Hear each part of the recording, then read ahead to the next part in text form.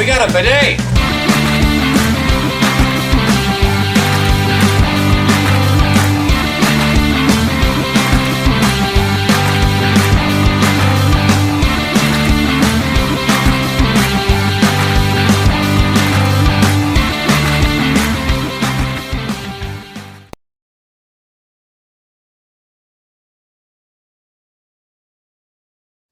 Hey everybody, and welcome back for another video. In today's video, we are covering this week's episode of The Mandalorian. This is episode 4 of 8. So hopefully we got some good stuff this week. We'll talk a little bit about it and then talk about our thoughts on the episode, and then it's up to you whether you want to go ahead and watch it on Disney+. All right, so first things first. This episode, I think, was the shortest Mando episode we've gotten. So ever or this season? I think it's ever. It was like 26 minutes. So we got at least some really cool content, but let's get right into it, I guess. So where we start off at the area where the Mandalorians are hanging out, in the deserted area. And we see them training, like they're practicing their moves on each other and stuff.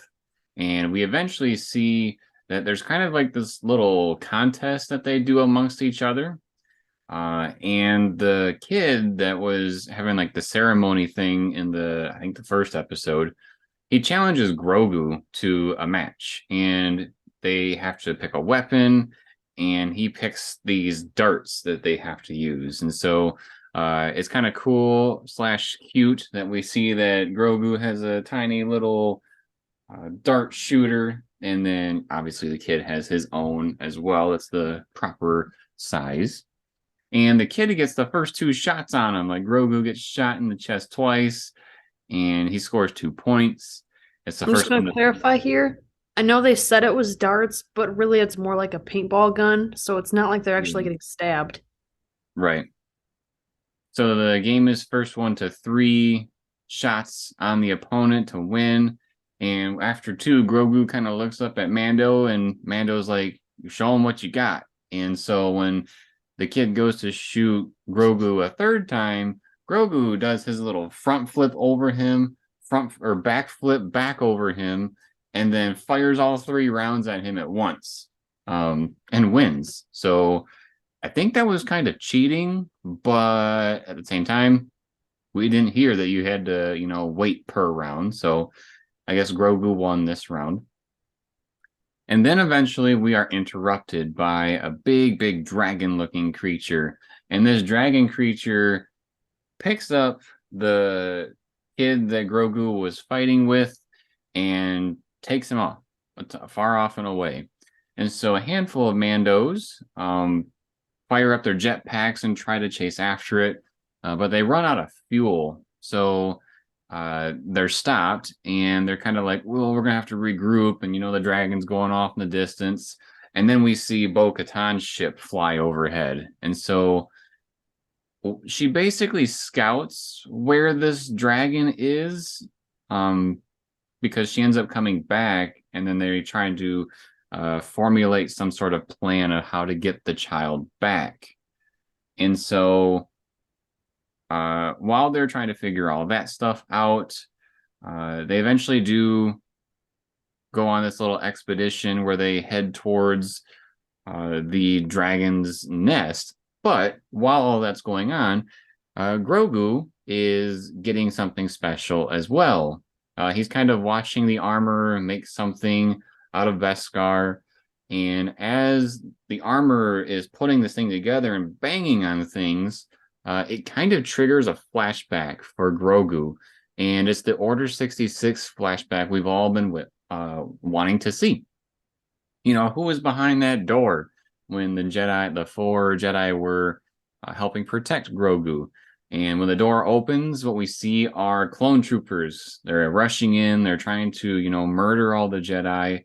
And one of the Jedi that is protecting Grogu mentions someone's name and basically says, like, get the child out of here to so-and-so. And we really don't know who that is. Like, it's not a name that's popular amongst the Jedi that we know of yet. And so they put Grogu in an elevator, and Grogu takes the elevator up.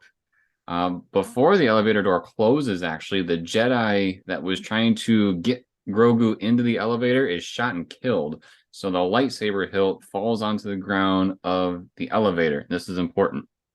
So when the elevator goes up and the doors open, we see the Jedi that is supposed to be taking care of Grogu. And we have the name. Got pulled up here. The name is Kelleran Beck. And right back. Kelleran Beck takes the lightsaber that's on the ground and ignites his own and fends off a bunch of clones, like dual wielding. It's pretty cool to see that. It was very reminiscent of when Anakin had a green and a blue lightsaber fighting. But Grogu and Kelleran go off and they find a speeder so that they can, get out of this area, the Jedi Temple, and try to get away from the clones. And this was probably my favorite part of the episode because he takes off on a swoop or a speeder bike, kind of like Hagrid in a way with his motorcycle and the little hatch next to him. And they're going through the Coruscant traffic, and the gunships and stuff are coming after them. Like the clones aren't messing around. They are trying to legitimately kill every single Jedi and make sure none of them get away. And so they're chasing them through the traffic with the gunships. Kelleran is able to do a couple maneuvers to take care of a couple of these gunships, but not all of them. Because eventually, as he gets through far enough, I think, does he get shot at one point? Like the speeder gets hit? I don't That happened recall. once? I don't think Okay. so, but I'm not sure. Okay. It didn't happen then. I felt like I was remembering that he got, grazed or something, but he lands on a landing platform, which we are used to seeing both from Star Wars Episode 1 when they landed the Naboo shuttle. And it's like this big platform floating in Coruscant with a ship on it. And we also see it in Episode 3 when right before Padme hops into her ship and goes to see Anakin on Mustafar. It's those kind of landing platforms where her ship was.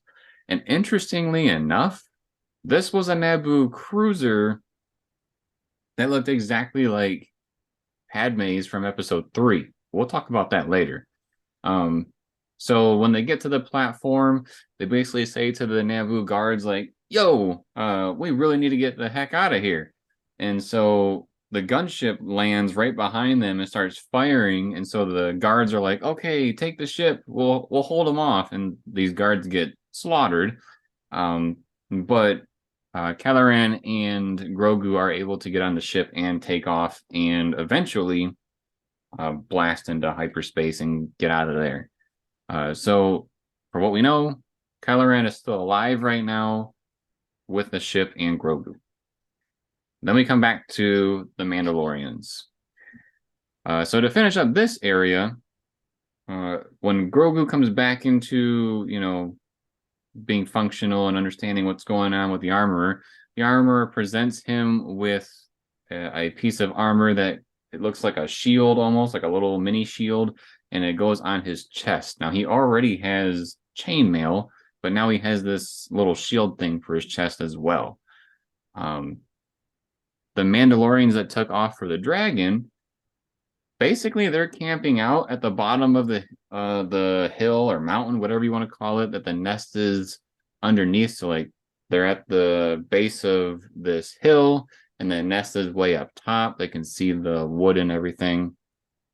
And they have a little campfire.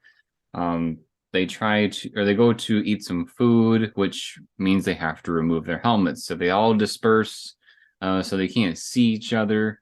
And we actually find out that Bo-Katan is the leader of the group, so she gets the honor of staying by the fire. So it's kind of a cool thing. Interesting nod to her being a leader of the group too. But yeah, she takes off her helmet, so we get to see her face, but the other Mandalorians do not. And she eats her food. They rest up for the night, and then the next morning they head up and climb the side of the mountain all the way to the top. And then when they get to the nest, Mando uses a little heat signature and he says, "Oh, there's a heat signature right there in the nest." So they head over to that area thinking it's the kid, and turns out it's the little babies of this dragon thing, which are in the background of Sarah's picture here. So once they see these babies, the babies come out and they attack them. And then as they're dealing with them, eventually here comes the big dragon. And when the big dragon shows up, they're fighting it. Uh, it wants to feed its babies, so it regurgitates the kid from its stomach and spits him out into the nest. And he is like fully intact, seems to not be harmed at all. Interesting. So they're fighting off the dragon, and do you want to pick up what happened with the battle? It's really just a lot of, trying to attack the dragon creature without using blasters, right? Because uh it picked up the kid. I think it has the kid in its mouth, but then the kid's dad, it got picked up in the claws because the kid's dad was charging after the little baby birds thinking it was Yes, his yes, kid. yes. So he gets grabbed in the claw of the big dragon. And so they can't really shoot at the thing because it's got, the kid in its mouth and then the dad in its feet. Right. And so Bo-Katan goes to save the kid, and eventually is able to get the kid out. I Um, think I think Mando's the one that grabs the kid. is it Mando? I'm pretty sure. Oh, then Bo must have gotten the dad. Either way, both of them went to go save the peeps, and then they were successful eventually. Uh, and they were And able the to, the mom bird or dragon, whatever you want to call it, winds up drowning in the water. yeah, they end up they are able to kill it in the end. Um, So where this leads us is that the Bo-Katan and all of them come back on the ship, and they have the little baby dragons with them, which is literally Sarah's background picture. They are using meat to lure them out of the ship, and now the Mandalorians have these as pets or possibly farming for food. We don't really know yet. So maybe they'll ride these dragons at some point, or they'll just have a feast. We don't know. I don't think it's going to be a feast since Mando said it's three new foundlings to This is train. true. This is true.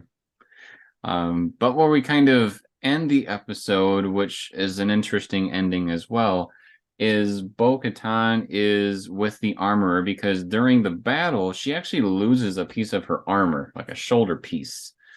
And so the armorer makes a new shoulder piece for her out of Beskar. And Bo-Katan asks the armorer something along the lines of like, "Would you believe me if I told you that I saw a mythosaur?" And the armorer is kind of skeptical but optimistic. Like, didn't say no, it would never happen, but basically said, if you did, you're lucky that you saw one. And so Bo-Katan is kind of trying to wrap things around her brain as far as like, I saw a mythosaur. I know they're a big thing with the culture. Um, when the armorer made the piece of armor for her, she was going to put the dragon on there because of the recent battle, but Bo-Katan asked for the mythosaur to be on there.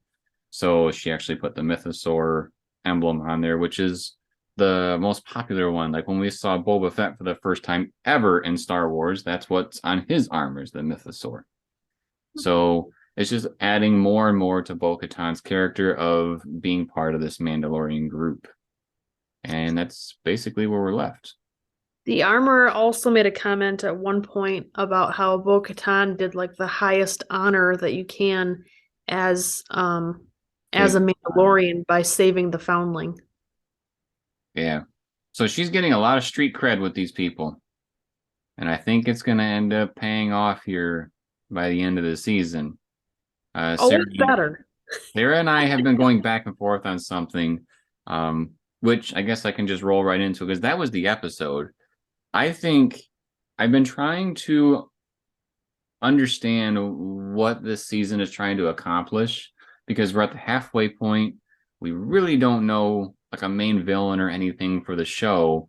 It's just been like a humongous amount of character development for Bo-Katan. Mando's done his thing that he needed to do in this season with, taking a bath and then being part of the group again. Grogu is getting a couple of things here and there as well, but really the person that is being lifted up is Bo-Katan. And I think there is going to be some weird written rule where she can get the dark saber or some sort of like high end um achievement or ranking, whatever, within the group where she's going to be the leader. We talked about in the very beginning of this show that all her followers left her. I think this is her way of getting everything back. But Sarah is holding tight to that. She has to kill Mando to get the dark saber. Well, all I can say is this is Mando did not kill Moff Gideon, and he has it. So What do you mean he didn't kill him? Moff Gideon has the dark saber. He had the dark saber. Mando took it from him, but Moff Gideon is still alive. Are you Explain that. saying are you saying that because we know from the previous seasons that he didn't die and I'm just not remembering that? Or are you saying that because of the episodes with the cloning doctor and they were talking about what they thought Moff Gideon might be up to? No. Well, we know that Moff Gideon was taken by the rebels. Like he went into custody. We don't know what happened after that, but we do know that when he left Mando and Mando took the Darksaber, that he was alive. He did not kill him. So we know that there's small loopholes within the system. So I guess I did forget that fact that he didn't actually kill Moff Gideon. I thought that he had. I think something's going to happen here. I think also with the fact that, Mando is swinging this thing around as if it weighs 150 pounds and Bo-Katan is doing it like it's, the end of a wrapping paper tube. And so something's got to give. The blade is telling us who it wants to be with, in my opinion. So I think this season is pretty much a let's get Bo-Katan um the dark saber, and if she's a Mandalorian, maybe the title of the show, The Mandalorian, is referring to her this season and not necessarily Din Djarin, because the whole show is about Mandalorian culture. So maybe this one's switching it up a little bit. I don't know. What did you think of the episode? I thought it was interesting. There's something that I saw IGN post that's kind of sticking with me and kind of wraps up my feelings a bit easier than I've been able to myself, which is that the show needs a sense of urgency. Um, there's a lot of things that are happening that are good, or fun or interesting, right? Like being able to rescue this kid. That was a nice outing for Bo-Katan to be able to bond with the rest of the group, show off her leadership skills, learn more about their culture because she didn't know how to eat with a helmet and whatnot. It gave Grogu some time with the armorer the armorer gave him all these profound life discussions that he was ignoring because he was off in his own world with his flashbacks and whatnot. So I mean, there's been some good things from this episode, but having a lack of urgency or a lack of direction on where we're going, I think that's what's kind of troublesome. The previous seasons we've had a lot of, as you mentioned, like an actual bad guy that we're trying to escape, whereas we don't necessarily have that this season. So it's kind of like oh la di da di da, like oh, okay. Where are we going? And it's not so much, I guess it's like 50-50 between sense of urgency and sense of direction. I think is kind of where I'm at. We need one or the other. Something exciting has got to switch up what we're doing because there's one thing that you know, it's the quiet before a storm, right? It's been calm for too long. Something crazy's got to happen. Yeah, I feel like with this episode, the most exciting part was the flashback. And if the flashback wasn't in this episode, I feel like this episode probably would have been one that I absolutely hated. Just because it really didn't add anything except for Bo-Katan getting another, uh, again, more street cred with the group. That's about it. She got a piece of armor. Whereas the flashback, if you are a deep Star Wars fan and you know the behind the scenes as well, you'd probably know that the Jedi that saved Grogu, the actor is actually the same actor as Jar Jar Binks. So that was kind of a cool little, um, tongue in cheek, if you know, you know, type moment that happened in this episode. That was pretty neat. But without that whole sequence with Order 66, I feel like this episode would have completely bombed. It would have been terrible because, again, we're at a halfway point and it is not accomplishing what I think it should be. Uh, One thing I did want to talk about, which is just kind of more of a thought provoking thing, is I mentioned that it's interesting the ship that Talon, sorry, is that his Kelleran? Is that what the name was? Kelleran. The ship that Kelleran takes off with Grogu in was a Naboo starfighter, and it is like a carbon copy of the one that Padme takes in episode 3. So it really made me wonder, like, do they have multiple Naboo ships? Or did he take Padme's and he's going to come back the next morning and drop it off, kind of a thing? Because in episode 3, we know that, Padme sees Anakin the night of the temple being burned and stuff, which would be lining up with this. And the next morning or so, maybe the next afternoon, evening, maybe, is when she takes off with the ship to go find Anakin on Mustafar. So it makes me really wonder if it is the same ship, you know, how does this all come into play with continuity? It felt very funny to see that specific ship. I think it would have made more sense to see a different one unless we're going to get some sort of closure with it. Otherwise, I really didn't like that aspect of it. Everything else I liked, but the ship thing bothered me a little bit. I always like watching these episodes with you because there's little things like that that I just completely don't pick up on. To me, it's a ship, the end. So being able to learn these different things, I think is really neat. One thing that I'm kind of a little bit disappointed in slash still looking forward to is, isn't Christopher Lloyd supposed to be in this season? Where is he? Where has he been? I need my mad scientist, even though there's no saying if that's really what he's going to be or not. Um, Yeah, what the heck? he is supposed to be in this season. I've read rumors of what he might be doing. I don't want to put those out here just in case, they are in fact spoilers. But supposedly he is coming. And based on the rumors, I would say I would almost bet money he's going to be in the next episode. I hope so. I don't know if it's going to be obvious for who he is, but the character that he's rumored to be, I think will be in the next episode. It could be, and I can't remember the guy's name, but the guy from Scrubs who's been doing a lot of T-Mobile commercials lately, where he was in the Kenobi show, but he was kind of like an alien type creature, so he didn't look like him at all.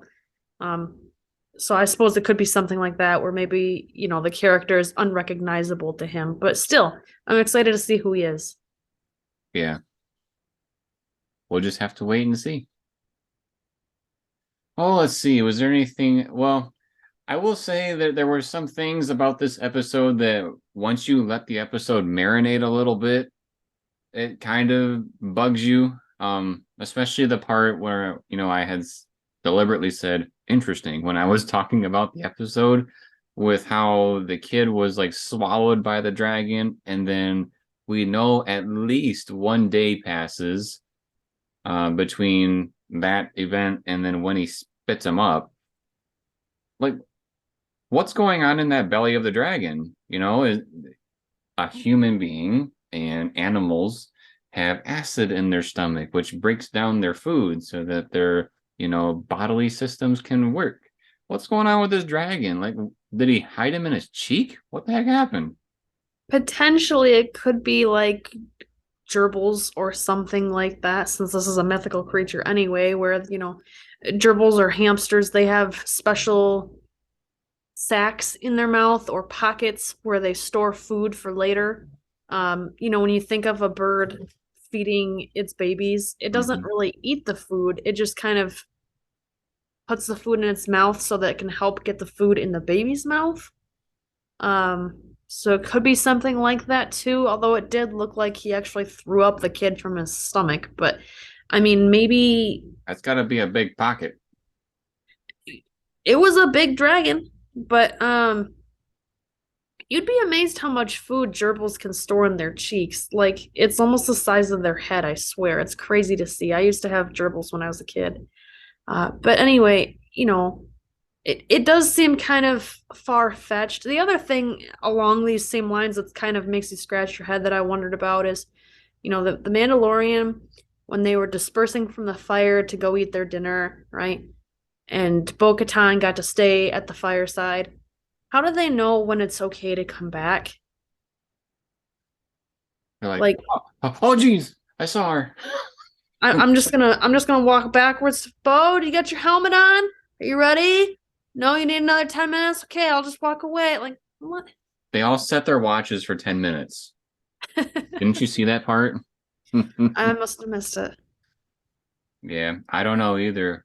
It almost makes me wonder if they dispersed and then slept in separate areas for the night, so they didn't have to lay with their helmet or something. But Maybe. again, are their alarm clocks in sync? Are they going to see each other? Yeah, I don't know.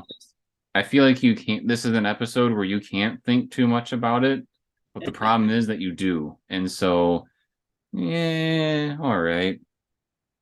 Some I'm things I guess you just gotta let go, otherwise you're not gonna be able to enjoy it. Yeah, I'm really hoping, and I feel like I said this last week. I'm really hoping we get something really good this next episode, like really good, Mr. Filoni, pretty piece. Because we're running out of time. We got 4 episodes left. Isn't that crazy? I And I've I don't know if I've said it on the channel, but I've definitely said it out loud. I hate that these seasons are so short. I want seasons to be like 15 episodes long, dang it. well, especially it's funny you say that because the issue we have is that they're like 26 minutes, and we say we want 15 episodes. We got like 15 episodes of the Bad Batch with that time frame, but I didn't want that. That one needs to be shorter. So where's the happy medium? I would say if they're hour-long episodes, 8 is okay. But the problem is that some of them are 26 minutes and some of them are an hour. So there's really no well, there is some in between technically, but there's no consistency. So it really bothers me when, we go to push play and it says 26 minutes and I'm just like, oh dear God, I don't want the episode to end. I don't want it to end. And then when it ends, you feel unfulfilled. Well, and then the one that was an hour, they spent over half of it on characters that wasn't even Mando and Grogu. Well, that's why think, I think, Which is referring to Elia and the Doctor, by the way, just FYI. I think she's going to get Moff Gideon back into this show because she was one of his like assistants or workers on his ship. So something tells me that she is gonna reel him back into the show. I don't know what's gonna happen, but why waste, like you said, an entire episode on something like that if we're not gonna get some sort of payoff? She's got to have something coming for us. What it is, I don't know, but I hope so, 'cause she was the most interesting thing of that episode. yeah, she was cool. I actually liked her. I thought, like, I want that actress to be in the show more. Maybe we can get, a strong female villain or something out of this situation, but who knows? Anything else for the episode? I think that wraps it up pretty nicely. All right. Well, that was our discussion of this week's episode of The Mandalorian. If you enjoy this type of video, please subscribe to the channel and turn on notifications. That way you are notified when the next video drops with Mando. We do have one more video coming out for The Bad Batch, which we are covering, and then soon enough we'll be covering Jedi Survivor. If you like the video, drops a like and also drops a comment letting us know your thoughts on the episode this week. And then, as always, everybody, thank you for watching. We'll see you next time.